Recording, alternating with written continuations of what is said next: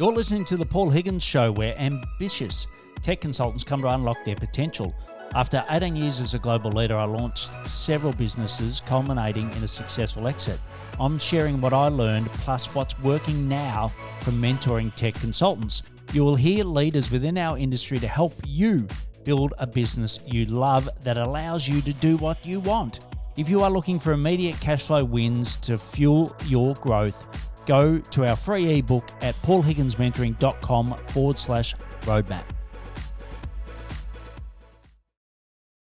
Imagine you are struggling to make payroll and unfortunately you're shortchanging yourself.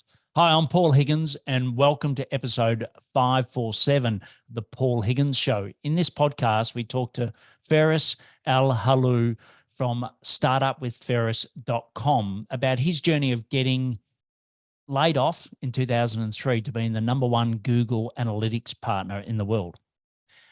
Like to see Feras on video? Go to Paul Higgins Mentoring, our YouTube channel.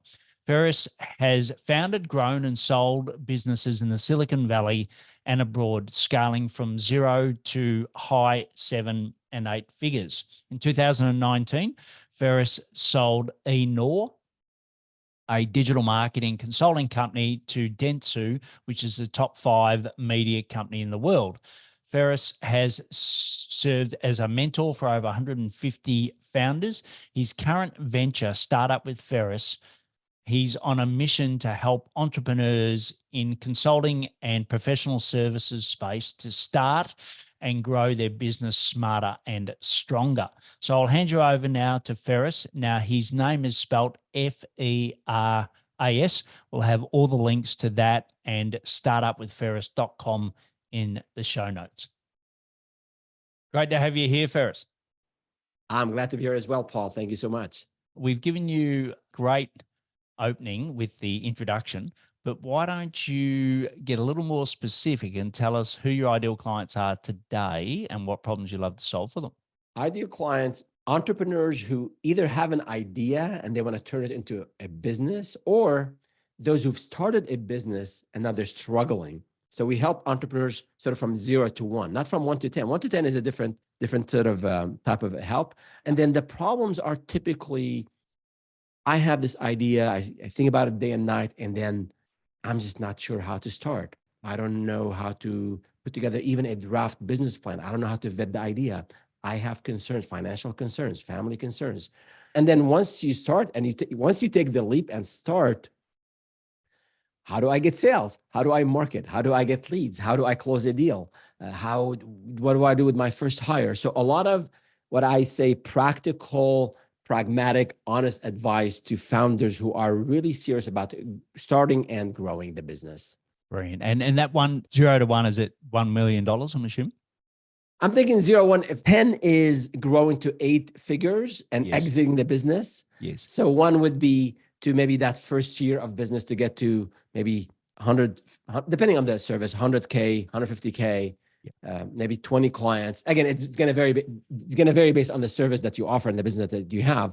But it's just really being able at the end of this phase, you've sold, you've marketed, you've sold, you've delivered, you have happy clients, and now you're ready to scale. So that would be sort of a different kind of help. But initially, our focus is on that very, very early stage. Fantastic. And any particular industries or verticals? Most of my professional background has been in professional services and consulting. So we focus, most of our content is on that. But if you have some of your listeners are into product, I would say 70-80% of what we cover addresses that. When we talk about mindset, doesn't matter what you're selling. When we talk about the challenges that face entrepreneurs, how to get funding. So a lot of the content, I think, applies to a lot of early stage founders, but in terms of the examples we use and most of the founders we work with are in that services and consulting space. Brilliant. And any particular geography that you work in? We've been operating virtually, and I know we'll talk about later today, from 2012 as different businesses I've been in. And even today in this 7th venture, we have folks international, folks in the US. So that's how we work as a company. And in terms of entrepreneurs we support, it doesn't matter. If you just want to start a business and you want to grow it, we can help. Time zone is not an issue. Geography is not an issue. Yes. I speak a little French. My co-founder speaks French fluently and a couple other languages, but yeah, English is preferred. Yeah. Well, two things. One is I remember I left corporate in 2011, and working from home then remotely wasn't really truly understood. So all my friends thought I was fully retired. I'm like, no, I'm working. Then the second thing is when most of my clients are in the US, and still they hear my accent. They basically assume that I only work in Australia. I'm like, no, I live in Australia, but I work in the US. So there's two paradigm changes, and now it's brilliant. You can work It's from common anywhere. space now. Yeah. Yeah, Yeah. You probably were one of the pioneers at that time. It was very, very, very few companies. yeah. Well, the good thing is that there's a lot of downsides to COVID, but the one good thing is that it sort of opened up this world for everyone. So Absolutely. Absolutely. yeah, and that led to a lot of people leaving corporate and running their own business, which is you listening today to Feras, and he's about to drop a whole lot of value for you on that startup phase. But let's go to a little bit to your journey. As I said, I've given a bit of a background in the opening, but tell me about your sort of your initial start. Like, what were the things that you found the hardest, and how did you solve them in your initial start in your business? So the first business we started, it was after a very painful layoff. I was a VP in a tech startup here in Silicon Valley, 2003. And I remember the CEO walking into my office and saying, Feras, we have a layoff tomorrow, and then you're impacted, you're part of it. So that's how my entrepreneurial journey started. Is I was a VP in a startup, got laid off, was not able to find a job, was not able to get an interview for a job in 6-7 weeks. And then I didn't have any background in sales. I worked in technical for one part of my career, then in account management, in delivery, but not sales. We had to learn sales on our own, my partner and I. And I was the client facing, so he was the back end. We had to knock on a lot of doors. 5 rejections the very first day when we decided to go out and knock, literally go to places. And then, Paul, I can tell you that I think week 6 or 7 after we started the business, we were having lunch at a restaurant here in Santa Clara, California, in still here. It's called Athena Grill, thriving. And I remember the owner walking by, and I had my little laptop, and we were talking about the business, my partner and I. And then he said, why don't you ask her? Let's see if you can tell her about a website. We were selling websites at the time. Yeah, it was a novel thing in 2003. Yeah. And she's a very direct, no nonsense, business owner. So I said, hey, and I've known her because we eat there like once every few weeks. I said, hey, Vasiliki, hey, we have this new business. We built a website. And said, what's a website? How does it help my business? So we engaged her in a conversation. And then she had me meet her husband a week later. And then later we closed that deal.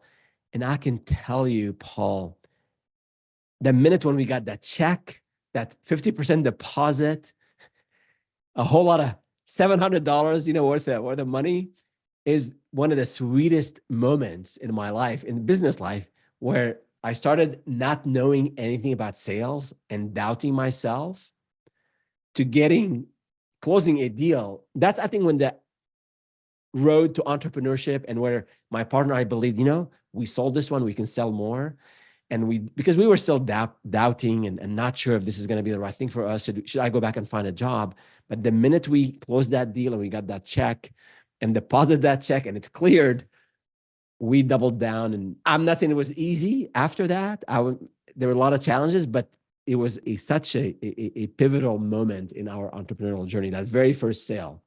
Yeah, that's brilliant. And you're probably thinking of your very first sale if you're listening to Feras, and if you are just about to leave or you're thinking of leaving, please note it down, that very first sale, because you can hear how vivid the moment was for Feras, and it's good to remember that. I remember going to my first networking event, and I came from a fairly well-known brand, Coca-Cola. So I spent my whole career saying that I didn't work at Coca-Cola because someone either wanted a job or free product or whatever.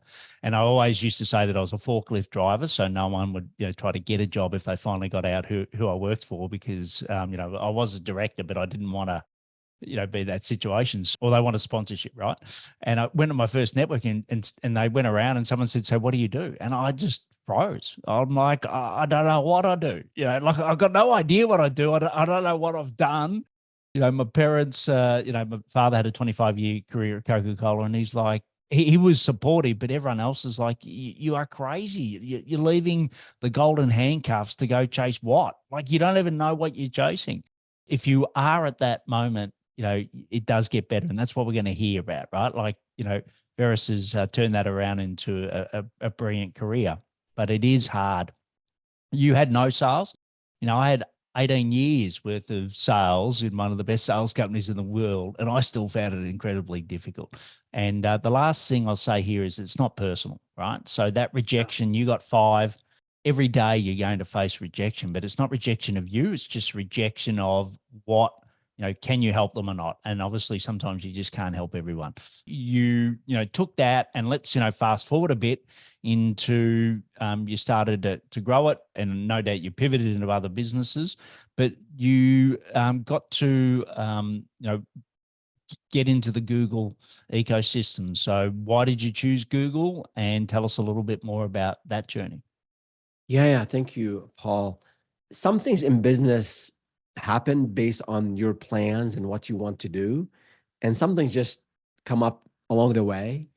And sometimes there are opportunities, as we say here in Silicon Valley, and this applies everywhere. You got to sometimes ride the wave. You have to, if there's an opportunity where there's something new in the industry, it's beyond a fad, you want to get on that wave and see how you can maybe ride it and benefit from it. And when we started our first business, it was in web design. We pivoted to online marketing. Later, we built an offshore company to help us do portal development. And then around that time, 2008, 2007, around that time, this thing called analytics, digital analytics, where you can go to business owners and show them that I can tell you how many visitors came to your website. If you put an ad in the newspaper, you have no idea who saw it. Right now, if you send an email out, you can see how many people opened the email. So we found that fascinating. In a way, we stumbled upon it because we were, I think, good students of digital marketing. We were reading, we were attending conferences.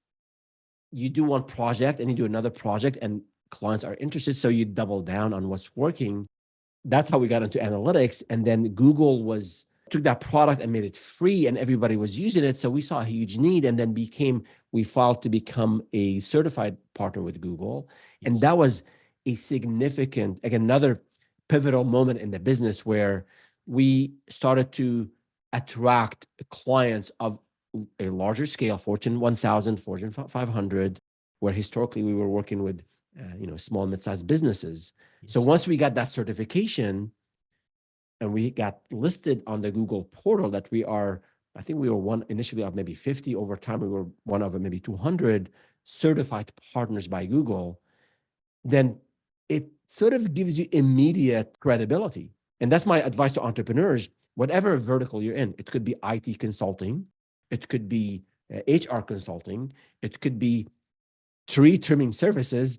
If you can find certifications, obviously case studies, partners, like whoever the major player is in your vertical, if you can get certifications and recommendations from those vendors and manufacturers and partners, that gives you a whole lot of credibility, and it differentiates you from the next guy, from the competitor. And that's really all you need to get better at closing deals. So that partnership and working hard to learn analytics and have clients and getting the certification, it paid off significantly over time, to the point where later in 2006, 16, 17, 18, 19, we became top 3, top 4 partners globally for Google. It all started with just picking a book or two on the subject, learning the books. I remember we used to have these sticky notes, and then apply what we have in the book to our implementations, became good at it, got the certifications. Then that led to a wide range of more lucrative contracts and just larger and more recurring business. Yeah, and I think that's really important because, you look at the amount of MarTech stack, alone, just what's out there at the moment. There's so many brands and so many startups, and there's only a very few of them that will really be as successful as a Salesforce, a NetSuite, a Google, etc. Right? So you just got to be really. It's one of the most pivotal decisions as to which partner I picked. Sadly, That's we picked a mid tier partner, and that was then bought by a tier one partner, and they completely destroyed the business. And yeah.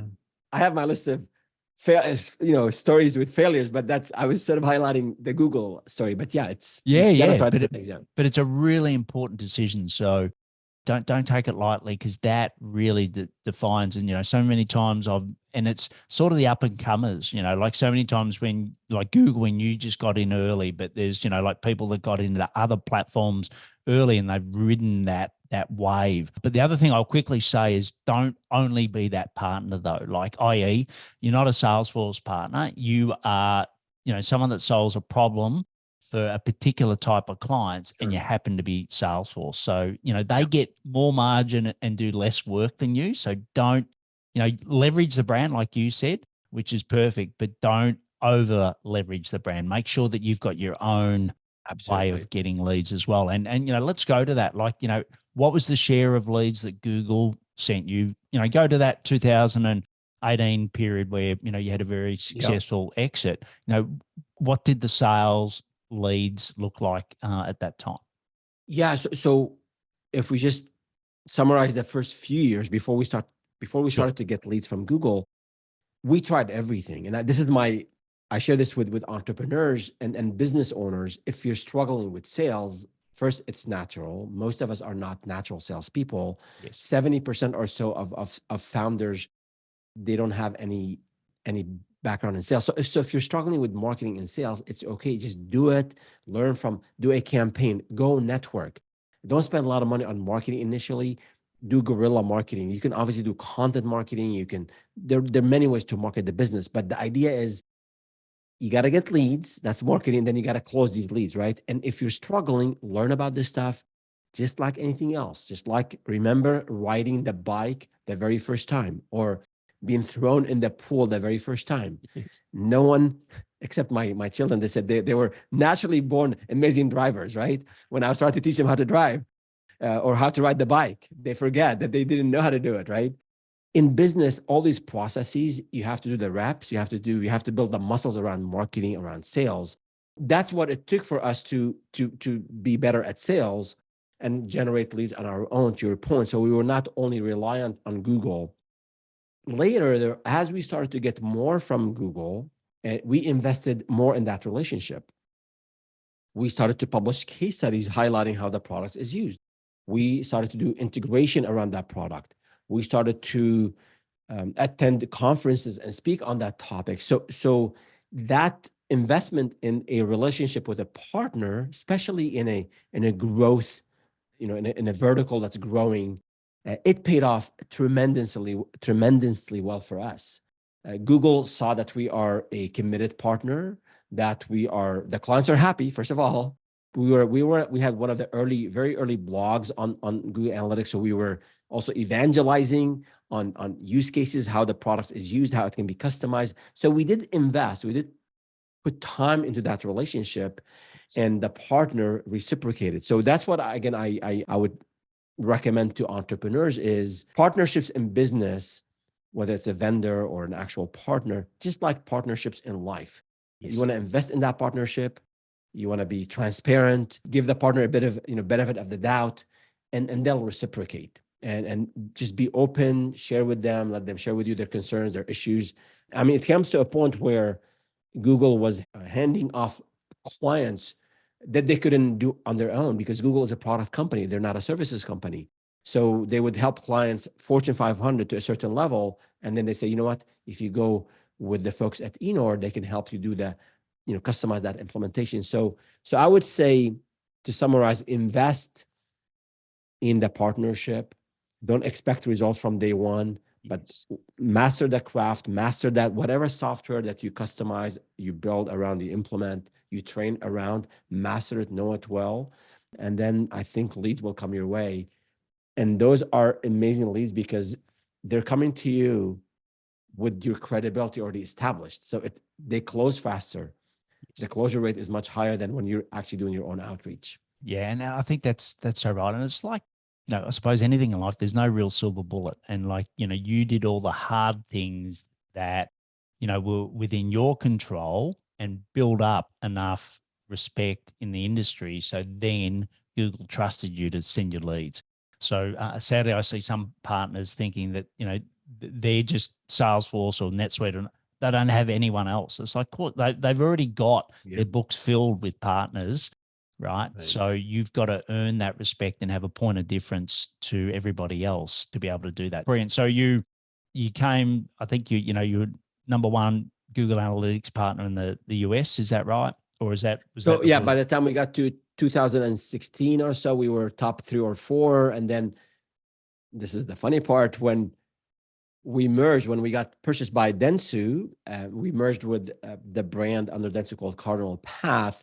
And they were also a Google Analytics partner. So they're in the top 3, 4. We're in top 3, 4. So the combined entity became the number 1 global Google Analytics consulting and reseller business. And that obviously, established our, in terms of just foothold, in terms of just attracting clients, in terms of, just feeling a sense of accomplishment that you worked really hard from the ground up 10 years ago, in picking a book off the shelf and reading about it, and spending the nights and the weekends to play with a tool, a gadget, a new software. And that commitment and that hard work and the rejections in sales all led to, becoming a recognized name in the industry. It is very rewarding and, humbling at one point, like, oh my God, I didn't know anything about this 10 years ago. Now I'm like, I speak about it at conferences. So it is humbling in a lot of ways. It's always good to remember your beginnings and, help others along the way. That's really important. Yeah, which is brilliant. And that's what you do today. And just a reminder, we're talking to Feras. It's 547 is the episode, and it's start up with feras.com, and Feras is spelled Feras, and we'll have all the links in the show notes, etc. But you picked that book off the shelf. When did you think you could be potentially a target for acquisition? When did that happen in the journey? Yeah, initially, I get asked this question a lot, and initially we were just trying to survive. Initially, we weren't sure if we were going to go the entrepreneurship route till we had that first sale, right? Later, okay, I can sell, I can deliver, I can grow the business. We hire people. So for a few years, it was a real struggle, Paul. When we had people, we had 4 or 5 people at one point. We used to print the checks in payroll, although direct deposit was there, but I wasn't sure if we would have enough money in the bank to pay everybody. So we would print the checks and hand the checks, so inconvenient for everybody. But I didn't tell people that at the time because I wasn't sure. And if there wasn't enough money in the bank, then my co-partner and I, as we always say, leaders should eat last. So we would not deposit our own checks because there was not enough money to cover this. And this was not it was not infrequent. Like maybe every few months we'd run into one of these. And so it was a struggle. So we were not thinking about selling the business at that time. We're trying to get to profitability. And then with working hard, hiring the right people, mastering or getting really good at what we do, when we start to get profitable, we build another business overseas at the time, actually. I mean, it was later, maybe 10 years into the business, where we saw some of the competitors getting bought. We saw some mergers and acquisitions, some competitors merging. And I live in Silicon Valley, and selling a business and exiting is a thing. So it was maybe 10, 12 years down the road, maybe 10 years when we started to think about it. And I'll add to this one last point here is that maybe it's a unique way from what I can tell. We told everybody in the company of our intention. So we told everybody that, folks, at one point, we want to sell the business. And whatever we end up making, whether it's an investor or whether we sell and their proceeds, we will take a good chunk of this, and we will share it with the entire company based on a fair formula, based on tenure and maybe there's base salary. So we made that commitment to our team And we were very open about it, which is, I think, a bit uncommon. And we kept the folks, every team member, like updated on where we are in the process. And that was probably one of the most rewarding moments in my professional life is that we were able to deliver on that commitment. We committed to the team that, hey, we will share with you. We ended up doing that. So that is something really special. And again, I'm very grateful to the team that got us to that point. And it was a small token of appreciation. Brilliant, brilliant. So I'm assuming based on that, you would do the same thing again if you had the Absolutely. opportunity. So yeah, I mean, that was, and we were, just for reference, I mean, we were 8 figures in terms of our revenue at the time. Yes. So it was not just a small token of appreciation. He's a dinner for 2. It was something substantial for everybody involved. And then we built another business after that. So so I stayed out of the industry for a few years because of my non-compete. And then we had a business in Dubai that wasn't part of the acquisition in analytics. And then my business partner there, after my non-compete expired, he said, hey, do you want to come back and help? So I am now actually back in the analytics business. I'm not involved as on a daily basis, more of a board member, but in this company as well, it's called eSense, eSense, we come up with weird names. We also have the same thing, is that when the company grows and whether we get investment or we sell the business, we will share with our team. And also with the startup with Feras business, that's the same commitment, is people who help us grow and build this business. We want to make sure that they are well compensated financially and otherwise once we make it, once we have a major transaction. Fantastic. And that's E-CENS. Dash CENS, correct. Yeah. Yeah. And that business is still on the way up. Obviously, you haven't exited that one as yet. It's a 7-figure business. It's established. It's been running in Dubai for 12 years, since 2013. Yes. And we have now clients who are expanding in the US, and we have an office in Germany. It is around marketing, optimization, analytics. We are a Google partner in that business as well. But my role now is a bit different. I'm not an operator. I'm more of a board level advisor, provide introductions, maybe for some relationships, strategic planning, helping my co-founder run the business effectively, finding good talent. So yeah. Right. And you talked about, one of the critical things along the journey was hiring people, obviously, A players, as we say. So, tell us a little bit about how you decide whether someone's an A player. I'll say in all these years in entrepreneurship, so 20 plus years now, if there's one advice to entrepreneurs is about the people you hire, especially in early stage, like your first employee, your second employee. They're almost like founders in a way, and you have to treat them like founders in a way too. But I think, see A players, I love this saying. I don't know if I came up with it or someone else. Like A players, they play at that level, but they also bring in A players. Yeah. And B players, unfortunately, they bring in C players. And I've heard this from others, and I've experienced it myself. Finding someone who's good at what they do, that's one thing. And that's probably easy to vet and figure out in an interview. But finding someone also willing to work hard, someone who is willing, where they complement, where they have this appetite to learn and experiment. I think that's especially early stage for your listeners. It's going to be hard because you might not have the financial backing to pay a lot of money for these people. So you have to find, and if you bring junior people, they don't have the skills and the expertise necessarily, so you have to train them a lot. If you bring senior people, you can't afford them. So it's a balance of finding people who believe in you, in my mind, and also believe in your vision, and you take care of them. And you tell them, this is what I always tell people, even today in the startup with Feras venture, we don't have the revenue that we had at Enor, where we had 7-digit, profits. And we used to give all the googly benefits, you want to have, we cover your gym, we cover babysitting, we cover, you want to take a class, we cover it. We had a list of benefits that people would take advantage of happily. that we happily offered. But today we can't do that based on the budget and based on what we have for this. So I tell people, hang in there. You're helping us build this company. As we get to this next revenue point, we will add more benefits. So that was my commitment to people. I'll share the numbers. Here's our revenue and here's our profits. And as we make more profits, we will offer more benefits. So people believed in that. You walk the walk, you talk the talk and you walk the walk. And you take care of them, you respect them, you create a nice culture that people want to come to work and enjoy. With all the challenges, with clients, with colleagues, they might not agree with you on everything. These challenges happen every day, but you create a culture where people love work and love you and respect you, and you also love them and take care of them and respect them. That might help you get people that you cannot afford right away.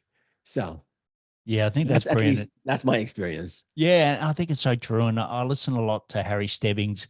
So shout out to you, Harry, on 20 VC. And he interviews, some of the best unicorn founders on the planet. And the most common theme when he has the investors or the LLCs or whatever on and saying, how do you pick the best startup? They always say, well, we don't pick the market, we don't pick the product or the service, we pick the founder. And Nice. we know that the best founders are going to solve the issues. And I think that's often the case when your team members are picking you. They're not picking the fact that you're a Google partner, a Salesforce partner, or whatever. It's like, what's unique about you? So make sure that, like you said, you walk the talk and that you're working on that. So you got to work on your external brand, as Feras said at the start, where you got to do your blogs. These days, it's podcasting, it's YouTube. Like you've got to be out there talking about your expertise, because you leave that digital footprint, right? So people follow you for that reason, both your customers, but importantly also your staff as well, or your future A players. I think that's a really pivotal point. One last question I want to ask you, and you said, you at the start, you got to look for the rising tides. What are the high rising tides that you can follow? So obviously, and Google Analytics at that time was, people didn't know what a website. Now everyone's got a website. Now with AI, right? What's your view on, AI? Is AI thing that people should be picking now to go and work on, or is it going to be a bit like digital transformation, or just be part of everything that we do and where it's going? I think AI is here already. If people are doubting this, it was the number 1 app, 100 million users downloads, right? The fastest app in history. So we use it in our workflow today. I think I use it personally. It's helpful. Obviously, it has issues. It's not accurate. You got to verify. But if there's a way, in my mind, I would definitely ride the AI wave. And I don't think it's going to be a wave. It's just going to be endemic. It's going to be everywhere. Yes. Now there are bigger discussion, impact on society. Yes, there's all that. But from a business perspective, if you can automate a process that you have today, whether you're a solopreneur or you have maybe you're a business owner with 3-4 employees, there are things that you're doing manually that can be automated. You can, for example, use it to, like I joke now with salespeople should have zero excuses now to send an email with a typo or with the grammar. Like, just take your email and just double check it in ChatGPT, right? That's just a maybe silly example, but I do some of that every once in a while. I think in terms of you've done your brainstorming with your team on something, you can go and just get more ideas. I would say refine some of the stuff you're working on. Like those who are hiring, I'll give you an example. Recent example: we put an job application on a job description on LinkedIn. We got 50 resumes. So if you have to do this manually, look at 50 resumes and make sure if they meet your requirement. That takes time. There are cheap software now out there where you can just use them to vet or score these resumes against your job description. So it's going to take, instead of 50, it's going to give you maybe 7 or 8 or 9 to work with, to interview. So there are ways, I think, to use it. If you have in your audience someone who wants to be a consultant around AI, I think this is the time. Look at your role today that you're doing, whatever it is. and see how AI can make it faster, better. Because I'm not worried about AI taking your job, as someone said this. I think the person who is using AI is the person who's going to take your job. Yes. I mean, including creative, like our video editor, Don, amazing guy.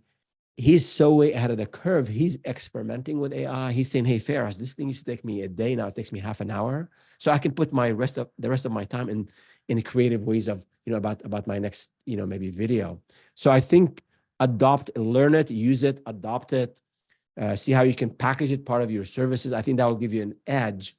And then be on the lookout in terms of societal impacts and political impacts and fake news. And yes, but those are larger issues. I don't think they will impact the small business owner. Yes. They'll impact us as a society. We have to be aware of them. And the impact on the next generation, on youth. Like, yes, there potentially some serious impact on the society. But there's government, big tech, there nonprofits. Hopefully they'll figure some of these things out. But I would say leverage it. You can. Yeah, totally agree. All right, brilliant. So, like I said, we've been talking to Feras, episode 547, and what we're going to do is just break briefly for our sponsors, and then we'll come back to the rapid fire. Running a tech consulting business can feel like a solo journey, but what if you didn't have to navigate it alone? Introducing the Tech Collective, your go-to resource for tackling those burning questions and unlocking your potential.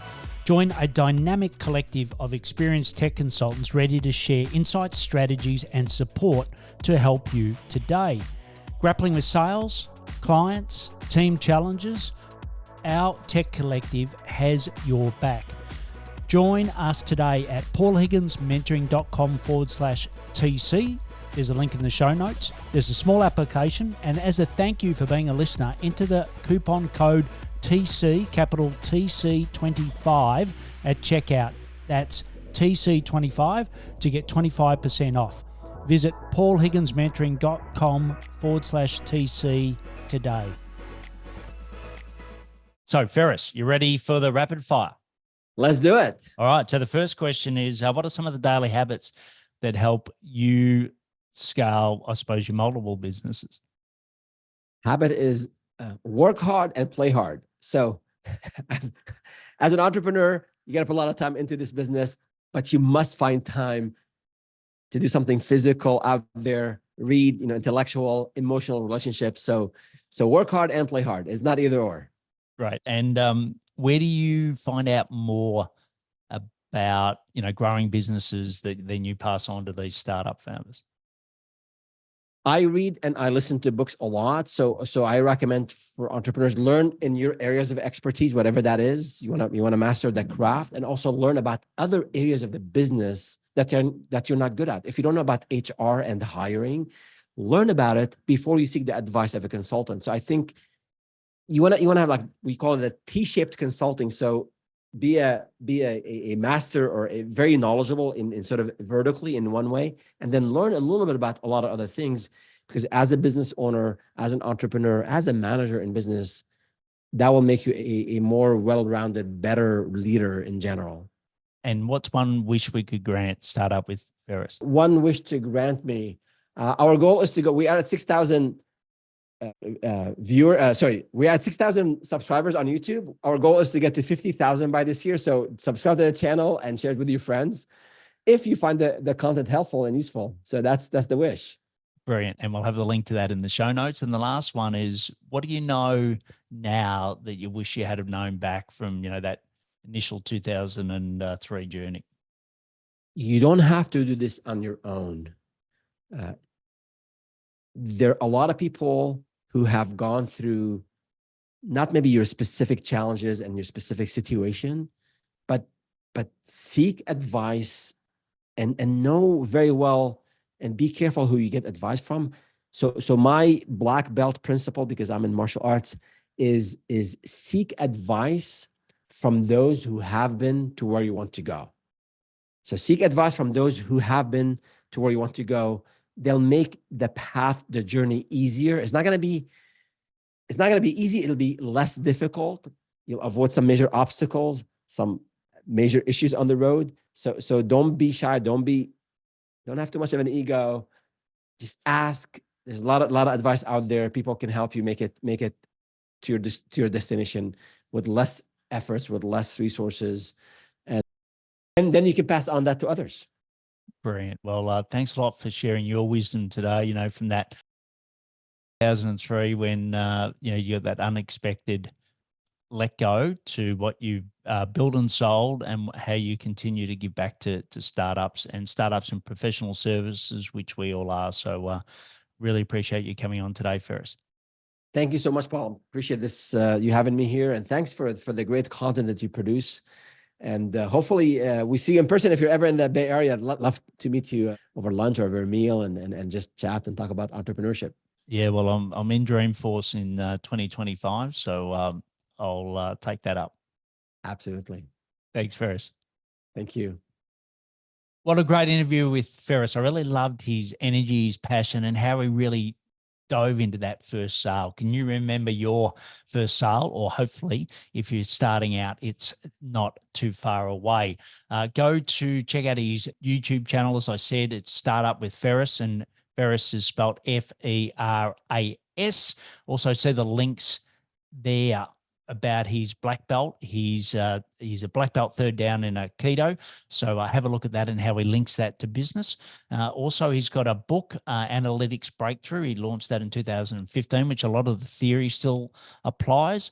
And he's also got a new course coming out. So, he's also got a new course coming out. So please look out for that. You can reach out to him on LinkedIn and thank him and ask him questions. Like, the guy's got a wealth of experience, and he is really giving back through his work with startups. If you've got peers that could benefit from this show, please share it, and also share the podcast in general. That's the way that we build our audience. And don't forget to watch this episode if you want to see Feras in person at Paul Higgins Mentoring, our YouTube channel. See you next time on the Paul Higgins Show. Time for action. Let me know what you implemented from the show. I promise to respond. Plus, get the Tech Consultants Roadmap at paulhigginsmentoring.com/roadmap.